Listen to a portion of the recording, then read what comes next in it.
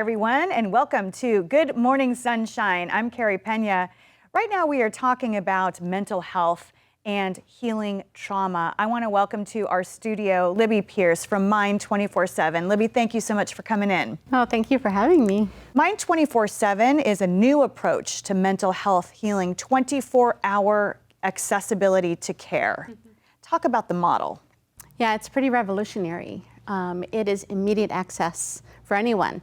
That means no referral needed, no insurance needed, no provider appointment needed. Just walk in and you can see a provider within 20 minutes. That's phenomenal. When I'm in a clinic and I'm referring my patient for mental health care because they need it right then, it's literally at least 6 weeks to 3 months before I can get them to someone that they really do need to see right then. And that's one of the big problems with mental health care in our country is if you find yourself in a position where you need help, you need it that second, if it's for you or for your loved ones. And a lot of times then you call and you can't get in to see anyone. Right, it's essential. It's essential. People hit bad spots and bad spaces, and that's when really horrible things can happen. You have been a nurse for 30 years, and you've been in the health and healing industry, and you've studied a lot about trauma. Talk about what we can do to heal trauma, because everyone has trauma in some form or fashion. Sure, and especially as a nurse practitioner for 5 years doing primary care and intensive primary care. Our trauma is a reality of just being human. You know, it's in our world. There's brokenness. Everyone has it. I don't care what echelon of life you're living in, where you've come from. There is no socioeconomic group that is immune from trauma, from brokenness, right? The reality with trauma, though, and brokenness, is that if we don't take the time to really do intentional healing and be mindful of it, it will affect us. It does affect our adulthood. It becomes something that propels us forward.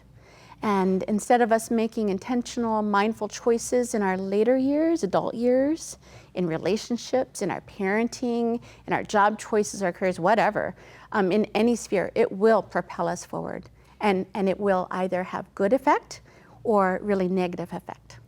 What can we do if someone is listening to you right now thinking, wow, how do I know, first of all, if I have unhealed trauma? You know, is it showing up? Are there symptoms? What should I be looking for?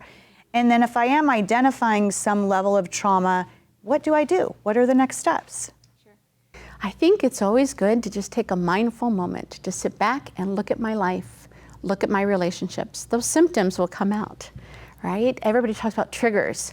Well, if you're having triggers, if you're feeling like you're having responses to life that you don't think are healthy or other people don't think are healthy, that might be a symptom that, hey, I've got some trauma to look at.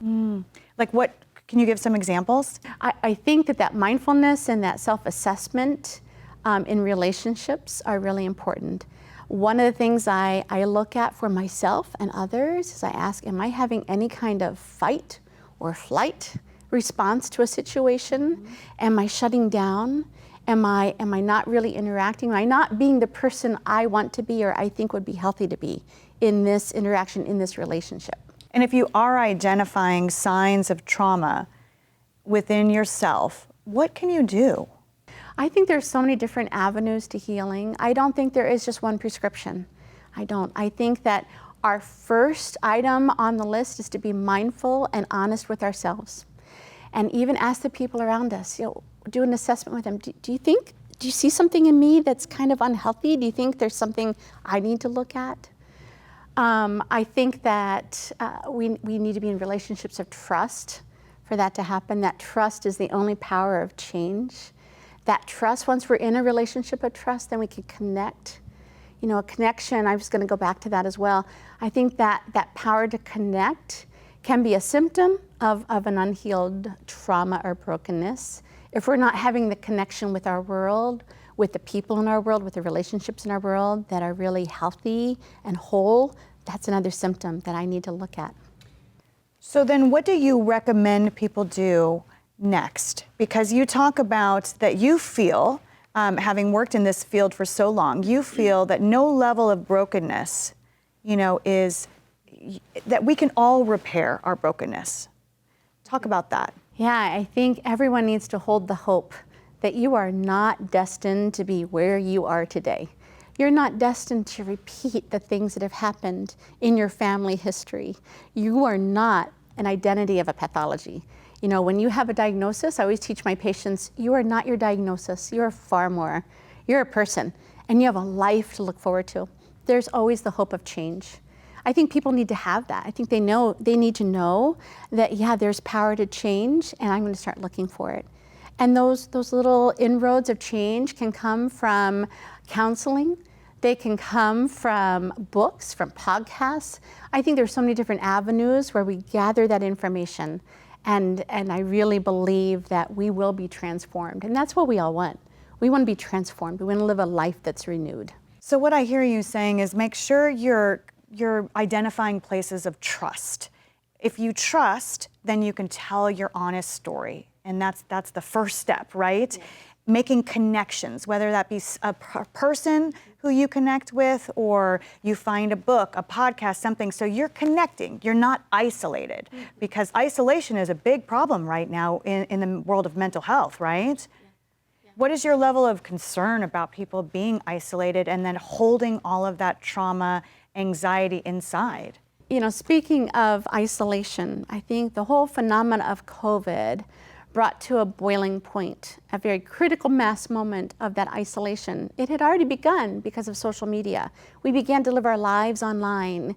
And then COVID happened, and everything became very much online. Basic relationships became not really eye to eye any longer, but we had this whole Zoom mentality. We'd have a Brady Bunch event every day for basic relationships, and it's so unnatural, but we've taken those lack of lessons in relationship, and now we come back out of COVID, and we don't have those skills anymore. We've lost something in developing intimacy, true intimacy. We're looking online for relationships, when really real relationships happen eye to eye, face to face. So that isolation has really served to bring to a boiling point crisis, mental health, yeah. What is your takeaway message for people who want to start a healing journey for themselves? I think if you are in crisis, it's so important to listen to that. Don't shy away from it.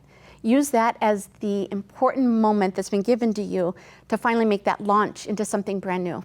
Something like Mind 24/7 is available for that very thing. You can come and immediately begin the process of that healing journey. And it is a journey, right? And I think accept that it is a journey. Don't shame yourself. Don't be locked in that shame. Shame will stagnate your whole life and infect everything around you. Be aware of it and be brave enough to come out of it and form those relationships of trust and seek that connection to heal. You are not broken. Right. You're not destined to be broken. You're destined to be whole. I love that. Libby, thank you so much. Really appreciate you and Mind 24/7, all the good work that you're doing in the community. I know that this model is spreading. More people are paying attention to 24-hour access to mental health care, and that's very important. Thank you so much. And thanks to all of you for watching. Good morning, sunshine. I'm Carrie Pena.